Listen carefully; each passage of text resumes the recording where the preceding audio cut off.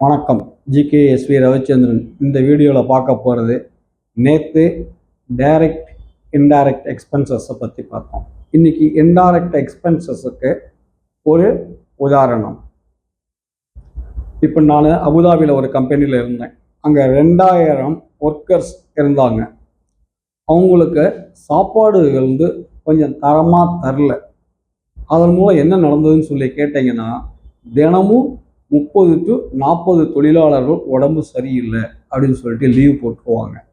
Leave போட்டது மட்டும் இல்லை, அவங்க ஆஸ்பத்திரிக்கு போகணும். மெடிக்கல் சர்டிஃபிகேட் இல்லைன்னா அவங்களுக்கு சம்பளம் கிடைக்காது. அதனால என்ன செய்வாங்க, உடம்பு வலிக்குது, வயிற்று வலிக்குது, அது வலிக்குது, காது வலிக்குது, தலை வலிக்குது, காய்ச்சல், எதையாச்சும் சொல்லி இவங்களை ஆஸ்பத்திரி கூட்டிகிட்டு போகிறதுக்கு ஒரு வண்டி வேற ஏற்பாடு பண்ணணும். இவங்க ஆஸ்பத்திரியில் விட்டுட்டு ட்ரீட்மெண்ட் பண்ணிட்டு திரும்பி வரணும்.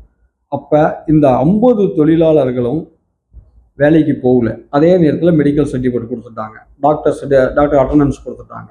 அப்போ அவங்களுக்கு சம்பளம் கட் பண்ண முடியாது.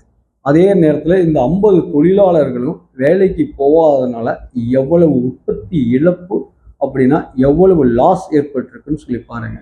ஒரு சாதாரண சாப்பாடு விஷயம் கூட்டி கழிச்சு பாருங்க. இதுதான் மறைமுக செலவினங்கள். நன்றி, வணக்கம்.